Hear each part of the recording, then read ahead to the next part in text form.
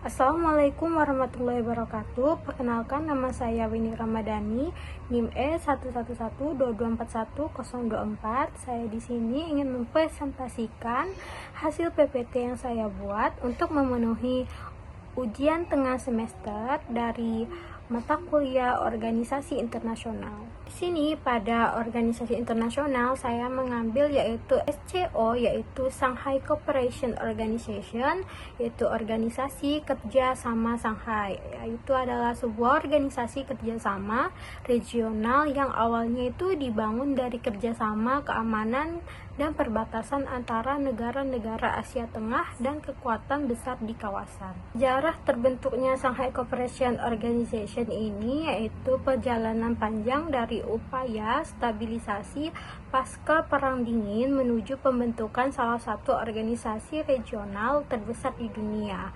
Jadi SKO ini tidak lahir secara instan saja, melainkan berevolusi dari mekanisme penyelesaian konflik perbatasan menjadi aliansi strategis yang luas. Nah, akar masalah ini geopolitik itu pasca runtuhnya Uni Soviet pada awal 1990-an, peta politik dunia berubah drastis setelah bubarnya Uni Soviet pada 1991.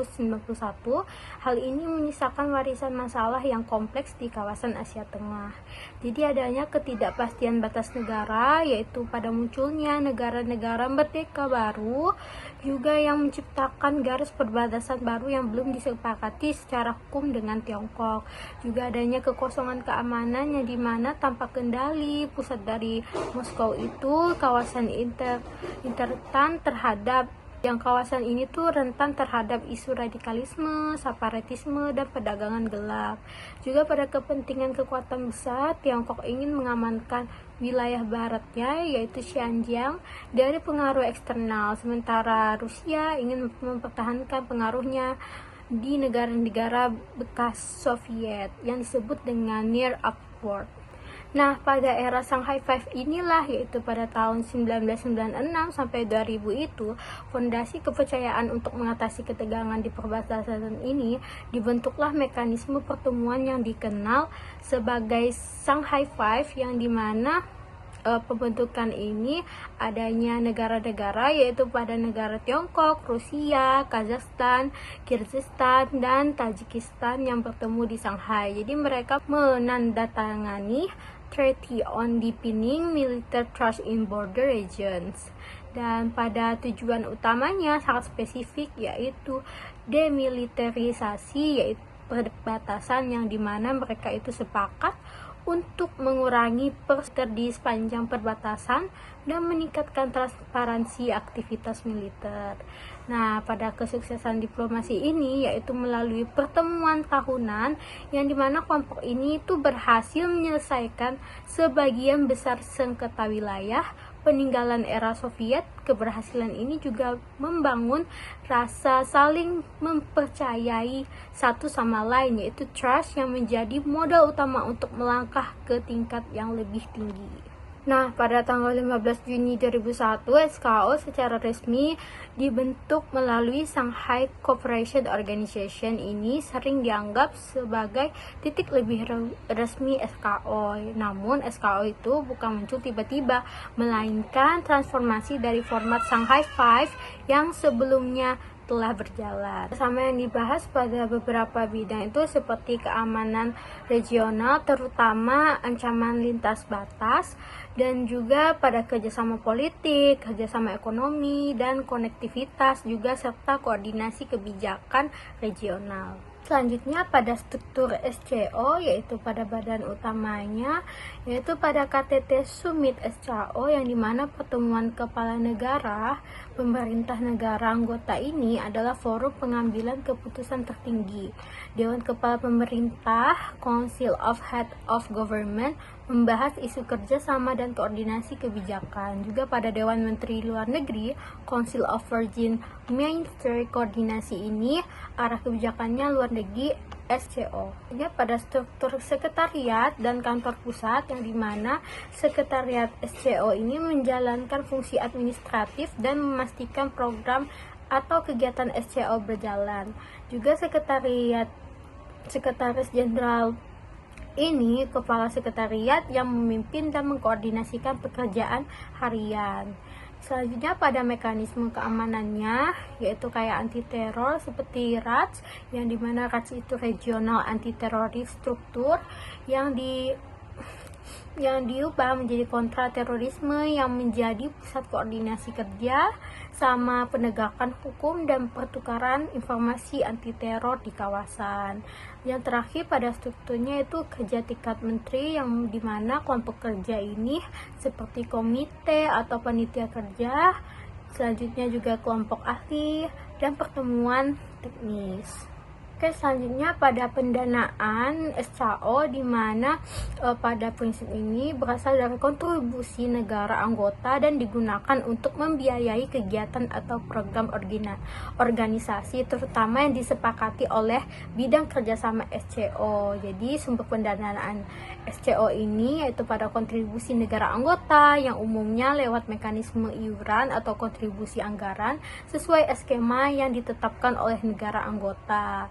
Yang selanjutnya itu kegiatan atau program tertentu. Jadi untuk proyek atau program kerjasama tertentu ini pendanaannya bisa juga terkait dengan anggaran kegiatan yang disepakati dalam forum SCO atau skema kerjasama lintas instansi. Jadi pada detail angkanya itu kayak persis beberapa kontribusi. Jadi negara dan pos anggarannya itu biasanya tercermin dalam dokumen keuangan atau anggaran resmi SCO dan bisa berbeda dari tahun ke tahun. Pendanaannya, jadi pengeluaran yang digunakan tuh apa saja sih oleh SCO? Jadi pada pengeluarannya itu pada mengeluarkan dana pada operasional organisasi yang membiayai administrasi, pertemuan-pertemuan pejabat, dan dukungan sekretariat dan kegiatan koordinasi.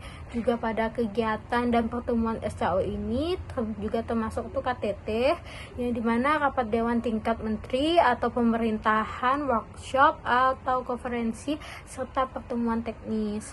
Ada program kerjasama umumnya mencakup bidang-bidang seperti kontraterorisme atau keamanan, yang dimana kegiatan ini berkoordinasi dan mekanisme terkait juga. Nah, memainkan energi, teknologi, informasi, pendidikan juga termasuk, dan bidang kerjasama lainnya. Jadi sesuai agenda SCO saja.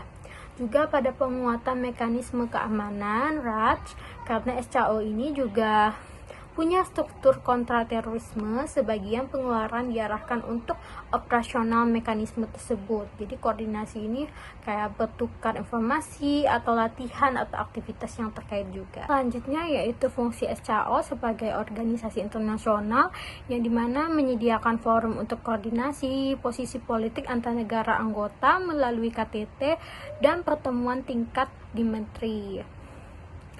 Juga menangani isu kontraterorisme, anti-ekstremisme, dan kerjasama keamanan kawasan, terutama melalui mekanisme seperti RATS. Juga mendorong kerjasama ekonomi regional, perdagangan, investasi, dan konektivitas, atau misalnya seperti transportasi, integritas proyek, integrasi proyek kerjasama. Juga mengatur agenda, menyusun program kerja, serta memfasilitasi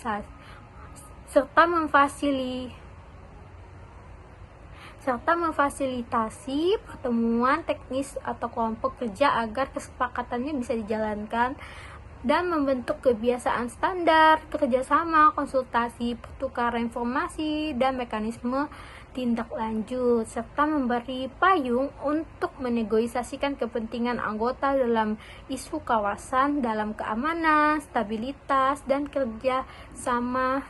Oke, pada fungsi SCO teori dari Clive Archer, yaitu fungsi operasional atau administratif, yang kedua fungsi pembuatan aturan atau rulemaking atau pembentukan prosedur, dan yang ketiga fungsi fasilitas forum untuk negosiasi dan komunikasi, juga pada fungsi koordinasi kebijakan policy coordination, dan yang terakhir yaitu fungsi keamanan kolektif atau kerjasama keamanan. Pada peran SCO yaitu sebagai forum negosiasi, komunikasi, juga pada koordinator kebijakan antar negara, juga sebagai penggerak kerjasama, yaitu facilitating operational role yang juga pada penggerak kerjasama, aktor pada bidang keamanan, juga sebagai pembentuk prosedur atau aturan kerjasama, rule atau mena SCO, yaitu penguatan kerjasama keamanan, yaitu kontraterorisme, konsolidasi kerjasama setelah dinamika geopolitik besar, juga perluasan agenda konektivitas dan kerjasama ekonomi lintas wilayah,